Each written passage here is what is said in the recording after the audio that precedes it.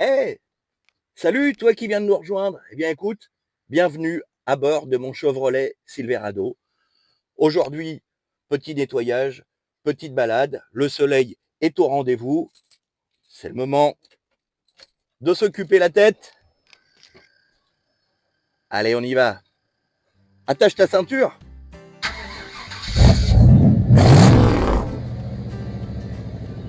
Et non, je ne suis pas en panne. Mon capot est levé. C'est simplement pour faire mes niveaux, contrôler que tout fonctionne, que tout est OK. Parce qu'à chaque sortie, il faut vraiment avoir l'œil. Nos bagnoles, elles ont minimum 30 piges.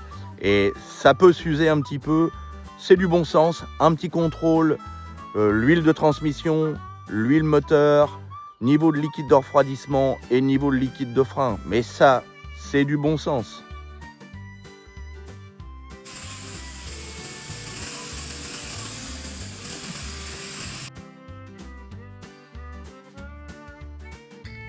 Alors avec ce type d'engin, évidemment, on n'a pas besoin de rouler vite. Le but, c'est de profiter un max des sensations américaines. 215 chevaux pour celui-ci, il est de 94 et je peux te garantir que ça décoiffe plutôt pas mal. Tu peux tout contrôler. L'avantage de ces véhicules, tu soulèves le capot, tu as une petite lumière. Et comme si ça suffisait pas, les Américains, ils ont même pensé à la baladeuse. Ouais, non.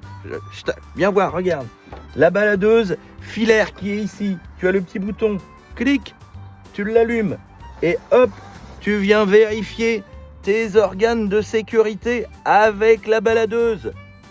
Honnêtement, ils sont pas balèzes ces Américains. Les copains de 2L2D Auto, eh bien, ils ont pensé à tout. On a rajouté des options, dont ce coverbed, peint exactement de la même couleur que le véhicule. Alors, très simple, ça, c'est simplement des options aux États-Unis. Très peu de gens l'ont et ils s'en portent pas plus mal. Moi, je voulais simplement un petit peu d'esthétique. Tout est monté sur vérin. Alors, c'est un petit peu lourd. Il faut lever. Hop, c'est monté sur des vérins que vous voyez ici. Et ça permet de garder sa marchandise au sec. Si tu ne sais pas sur ton Silverado où se trouvent les warnings. Alors les warnings, j'ai mis un petit peu de temps, mais j'ai trouvé. C'est simplement ce petit bouton ici que tu appuies. Hop, et ça vient enclencher les warnings. Voilà, j'avoue pour le coup, c'est un petit peu bizarre quand même.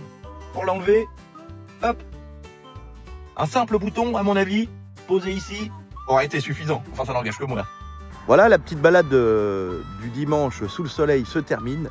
Je t'invite à t'abonner à ma page YouTube Evans-USA-Passion si tu veux me suivre dans mes aventures au volant de mon Chevrolet Silverado de 94. À très vite.